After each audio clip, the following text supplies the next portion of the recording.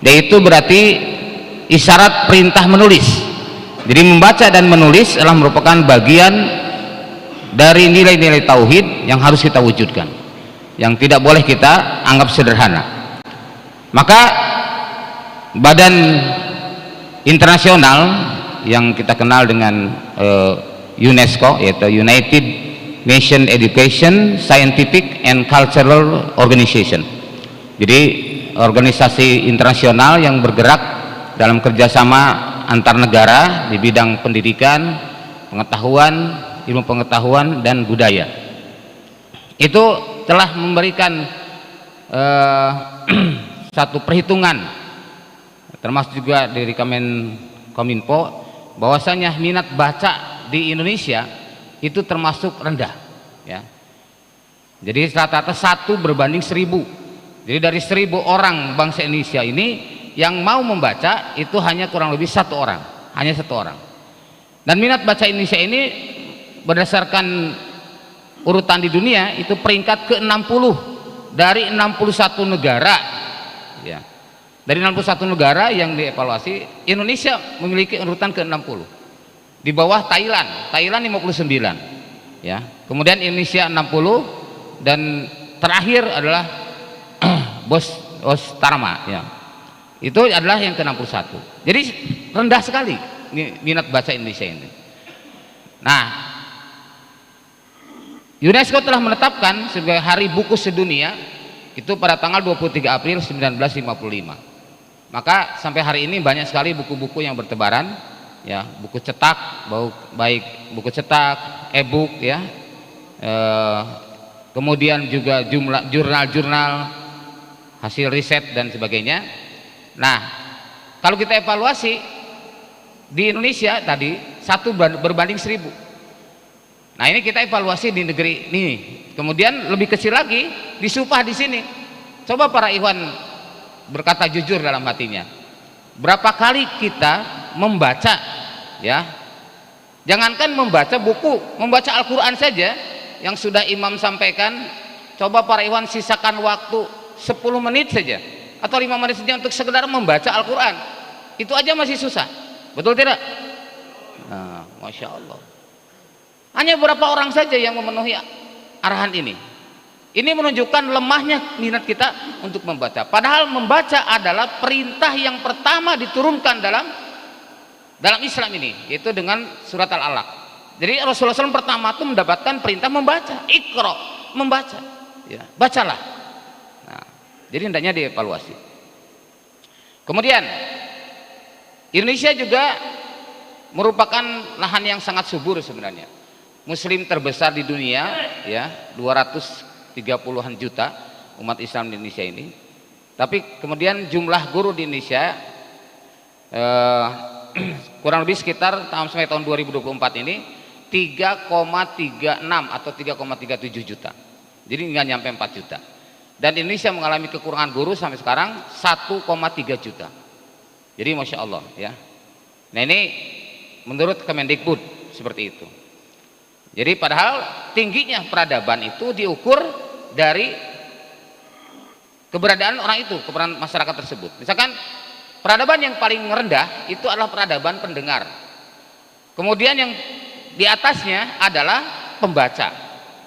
Di atasnya lagi penulis, dan di atasnya lagi adalah programmer, orang yang program. Jadi kita ini dari sisi membaca saja masih minim, ya. Nah, padahal kalau tadi berangkat daripada nilai tauhid, di mana tauhid adalah isbatul syai'il wahid di bisnisnai ghairihi, jadi menetapkan sesuatu dan meniadakan yang lain, mestinya kita memaknai kalimat la ilaha illallah itu dengan kesungguhan, termasuk juga memenuhi panggilan Allah untuk melakukan kebiasaan membaca, ya. Maka para ikhwan, saya menghimbau, mari kita tingkatkan minat baca kita, ya, membaca Al-Quran, membaca kitab-kitab yang lain, membaca literatur-literatur yang lain untuk memperkaya hazanah, memperkaya wawasan kita. Jangan sampai kita ketinggalan, karena peradaban yang tertinggal itu orang yang malas membaca, ya. Kemudian berdasarkan laporan Asosiasi Penerbit Nasional Perpustakaan Nasional dan Badan Nasional ISBN ya, itu bahwa di Indonesia itu ada 18.000 judul per tahun munculnya buku itu, berarti 72 judul per 1 juta penduduk Indonesia. Sementara di Inggris 184.000 per tahun tuh, atau 2.870 per 1 juta penduduk. Jadi luar biasa, perbedaannya sangat jauh ya. Masya Allah, saya sering kalau misalkan di pesawat atau kemudian di kereta, itu orang-orang kita ya, masyarakat Indonesia begitu duduk langsung duduk dengkur gitu ya, langsung tidur. Nah, padahal kalau lihat mereka orang-orang seperti halnya orang Jepang, kemudian orang-orang Barat yang tentunya yang berpendidikan, begitu naik kendaraan itu dia buka buku, baca buku dulu ya. Jarang sekali kelihatan sepanjang jalan tuh istirahat, jarang. Paling sebentar-sebentar aja istirahatnya. Kita ini kadang-kadang dari awal sampai akhir naik mobil ya, bukannya baca doa, malah bukan baca doa naik kendaraan, baca doa tidur ya. Masya Allah. Nah, ini yang jadi bahan evaluasi kita. Maka tadi kalimat-kalimat tauhid itulah kemerdekaan yang hakiki, yang mestinya kita tidak lagi tergantung kepada siapapun selain kepada Allah. Nah, salah satu perintah Allah yang harus kita wujudkan, yang pertama adalah harus rajin membaca, kemudian rajin menulis. Sastrawan terbaik Indonesia yaitu Pramudia Anantatur menyatakan bahwa orang boleh pandai setinggi langit, tapi selama dia tidak menulis, dia akan hilang dari masyarakat dan dari sejarah. Jadi betul ya, saya ingat masih di Indonesia itu terkenal ada seorang orator, yaitu Kiai Haji Zainuddin MZ.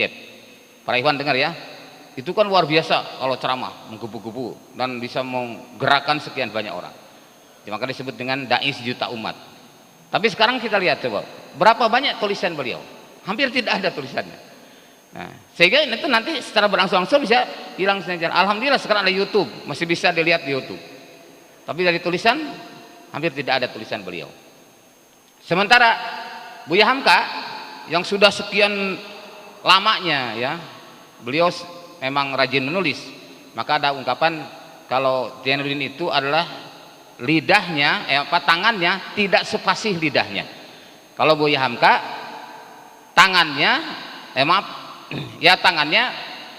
lidahnya tidak seterampil tangannya. Ya. Jadi lidahnya tak seterampil tangannya. Kan tangannya itu luar biasa. Saya ketika masuk toko-toko di Malaysia itu banyak sekali karya-karya Buya Hamka. Karena ada sudut tersendiri, sudut Buya Hamka. Itu karya beliau luar biasa. Nah, ini karena memang rajin menulis. Maka membaca dan menulis merupakan bagian daripada nilai tauhid yang harus kita wujudkan, dan termasuk juga tadi maka tanamkan dalam hati kita, karena tidak ada yang patut disembah selain Allah. Tidak ada yang berikan rezeki selain Allah, tidak ada yang menjadi pelindung selain Allah, dan tidak ada yang hakim yang maha adil selain Allah Subhanahu wa taala. Maka mari kita wujudkan ya kebiasaan membaca dan menulis ini adalah sebagai bentuk perubahan peradaban. Saya tidak bisa bayangkan bagaimana dahsyatnya peningkatan kualitas di Al-Jamaah ini kalau para ikhwan semua komitmen untuk mau membaca dan menulis. Ada satu pelajaran yang menarik pada masa Khalifah Umar. Satu saat Khalifah Umar ketemu dengan Nafi, seorang wali di Mekah, di Usfan. Kemudian ditanya, Nafi, kok kamu ada di sini? Lalu siapa yang menjadi amir di Al-Wadi di Mekah? Nah, kata Nafi, Ibnu Abza. Umar mikir, siapa itu Ibnu Abza? Kata Nafi, dia adalah mantan seorang budak. Aku angkat menjadi amir di Mekah. Lah, apa alasan engkau mengangkat dia menjadi seorang amir? Kata Nabi, ya Amirul Mukminin, saya tidak melihat ada orang yang lebih mahir, lebih memahami daripada Al-Quran, daripada Ibnu Abza tadi. Tidak ada yang lebih paham Al-Quran selain dia, dan tidak ada yang lebih paham tentang ilmu faraid selain dia. Jadi punya kemampuan yang luar biasa. Al-Qurannya dia yang paling mahir, paling hafal, paling mengerti, dan juga ilmu faraid dia paling menguasai. Maka kemudian kata Umar, jika demikian yang kau lakukan tepat, karena Rasul bersabda, innallaha yarfa'u bihadzal kitab aqwaman wa yad'u bihi akharin. Sesungguhnya Allah Ta'ala ya, Allah Ta'ala itu mengangkat derajat suatu kaum dengan Al-Quran, dan Allah akan menghinakan, merendahkan kaum tersebut, kaum yang lain juga dengan Al-Quran. Artinya ketika orang-orang memprioritaskan Al-Quran sebagai bacaan pertama dan utama, sebagai bahan kajian, lalu melahirkan berbagai macam karya, maka itulah yang Allah akan angkat derajatnya. Sebaliknya kalau dia tidak mengutamakan Al-Quran, Allah akan hinakan dia. Buktinya kita sendiri, ya, anak-anak kita dulu usia-usia sanawiyah sudah menjadi imam sholat di sini, ya. Lalu kemudian pada masa-masa kita kerjasama dengan Malaysia, beberapa anak kita dikirim ke sana untuk mengajar Al-Quran, ya, Masya Allah, luar biasa. Dan ini saya juga pernah harum namanya oleh yang namanya Musa, ya, Musa dari Bangka. Itu putra daripada Yulianti, adalah alumni Al-Fatah tahun 94 dari Lampung. Bapaknya namanya Laudi Abdurrahman, saya pernah ketemu, ngobrol dengannya. Jadi Masya Allah, dari jam 2 malam itu membina Musa menghafal Al-Quran, sampai akhirnya belum usia 10 tahun sudah hafal Al-Quran. Ini luar biasa.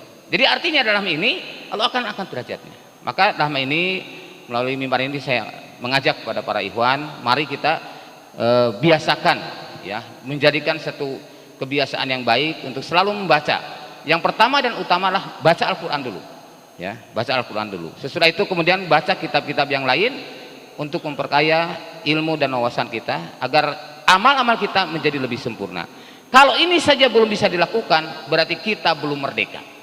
Kita masih terjajah dengan kebiasaan, terjajah dengan hawa nafsu kita, ya.